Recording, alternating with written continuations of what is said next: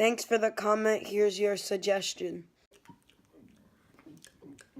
Z, Y, X, W, V, U, T, S, R,